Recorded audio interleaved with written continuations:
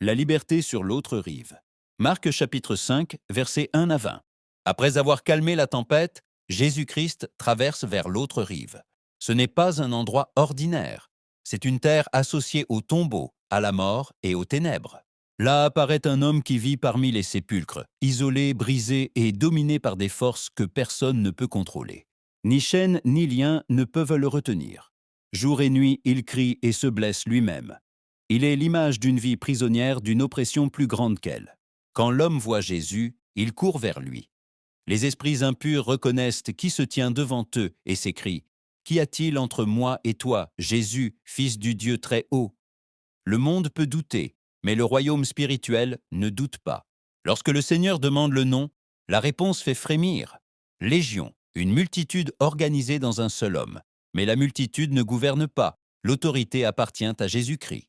Les démons supplient et Jésus-Christ ordonne. À cet instant, la délivrance a lieu. Les esprits sortent et la violence qui dominait cet homme disparaît dans la mer. L'autorité finale n'appartient ni au chaos ni aux ténèbres. Elle appartient au Seigneur qui pose le pied sur l'autre rive.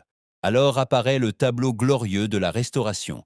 Celui qui était nu est maintenant vêtu, celui qui criait est maintenant en paix, et celui qui vivait parmi les sépulcres est maintenant dans son bon sens. Jésus-Christ ne fait pas seulement libérer, Jésus-Christ restaure la vie, la dignité et l'identité. Et le Seigneur lui dit, « Va vers les tiens et raconte-leur tout ce que le Seigneur a fait pour toi. » Celui qui était opprimé devient témoin et celui qui vivait parmi la mort annonce maintenant la liberté.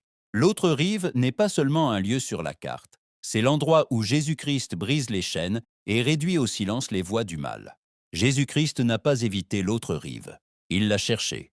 Il a traversé la mer parce que sur cette terre il y avait un homme que personne ne pouvait aider. Ni chaîne ni homme ne pouvaient le libérer. Mais en un instant, par son autorité, Jésus-Christ a mis fin à cet esclavage. Voici le point de l'Évangile. Lorsque Jésus-Christ arrive, le royaume des ténèbres ne peut pas résister. L'écho de la voix de Dieu.